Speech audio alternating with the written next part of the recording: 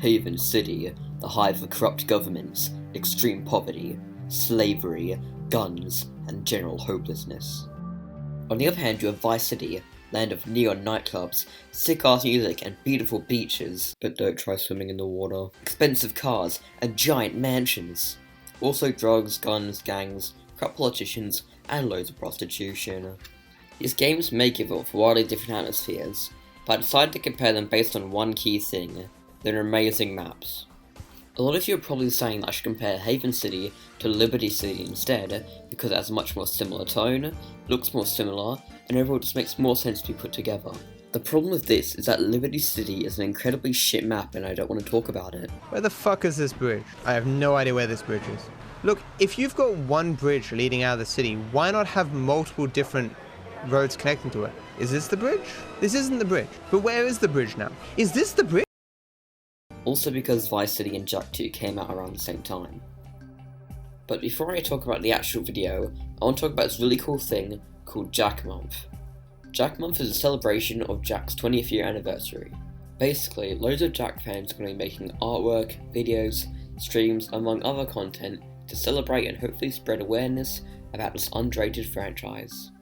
There's an official Twitter account retweeting art, a YouTube channel that will have a playlist of all the videos in Jak Month, hopefully including this one if I get out in time, and a Twitch account hosting streams. The event will be running from the 1st of November until the 3rd of December. Anybody can join. If you want to learn more, check out the official Jak Month Twitter account's bio, or you can read the image on screen. There are a few reasons as to why I enjoy these maps so much, starting from my first point. Whenever I see a new AAA game that boasts a massive open world, my immediate thought is that out of the total game time I'm going to spend just going from mission to mission. This is usually countered by having a fast travel system, but what the hell is even the point of having a map if you're never even going to really explore it? I think about the boring, barren landscapes, and the amount of land that's basically going to be unused. With Vice City and Jak 2, the map doesn't suffer from these problems. Well, Jak 2 does suffer from the last point a lot, but that's something I seriously need to get in depth into once I'm talking about what makes these maps great. Of course, not all modern, big open world games have this problem, but with games such as GTA 5 that only use like a third of the map, it can be hard to get my hopes up for new, expensive open world games. So, how does having a smaller map make these two games better? It makes them easy to navigate. Over time you slowly learn the map and don't have to rely on checking the map every 2 seconds to know where you're going. It also leaves more room for landmarks. What do I mean by this? Well, let's take an example from Destroy All Humans 2. Destroy All Humans 2 has 4 very memorable cities: Bay City, Tokushima, Tunguska, and the Soviet Moon Base. These cities are full to the brim of landmarks. Taking examples from just one city, Tokushima, you have the volcano, the dojo, the big ass tower in the middle of the city, the castle, small village, and there's a few others as well. But there's one city I didn't mention: Albion. Albion has pretty much 0 landmarks except for like the bridges, the embassy, and Parliament House. That's literally it. It's also, coincidentally, the only map I struggled with navigating. So yeah, that's why having lots of landmarks is important for navigation. Now it's time for my second reason why these maps are great. Notice anything about these maps? Both have distinct districts. Just look at how locations from Jak 2 vary in theme. It works well in the gameplay sense because it means the player knows what area is where.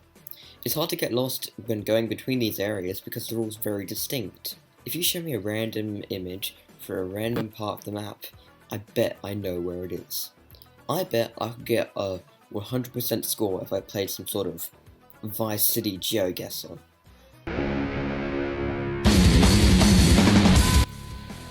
Okay, so I only have like a day left to make this video, so this is coming out at the last minute. But something cool is that these cities aren't on a grid, so it makes it way easier to navigate, because like, with Liberty City in GTA 4, all the roads just look like exactly the same, so you start to like, learn the roads as well. Isn't that cool? Yeah, this is professional. So yeah, that's all I gotta say about what makes these maps good. But there's still one thing I gotta mention. The big problem with Jak 2's map doesn't even really have to do with the map itself. Haven City is a great map as previously mentioned, but it doesn't even really feel like an open world at all. It's pretty much just a giant hub world you use to reach actual levels. For being such a well-made map, it's practically never utilised, and in the missions where it is used, you're usually driving around in a hover vehicle sometime, eliminating all possibilities of gameplay on the ground. Out of the around 50 missions in the game, only 15 of them actually take place in Haven, and only 5 of them utilise on-foot gameplay. In addition, on-foot gameplay is heavily dissuaded because of how slow it is until you unlock the hoverboard, meaning that the first third of the game spent in Haven will almost be spent entirely in a vehicle. This sucks because you can obviously tell that the developers put a lot of effort into designing the landscape to be made for on-foot gameplay, such as the trenches and the slums.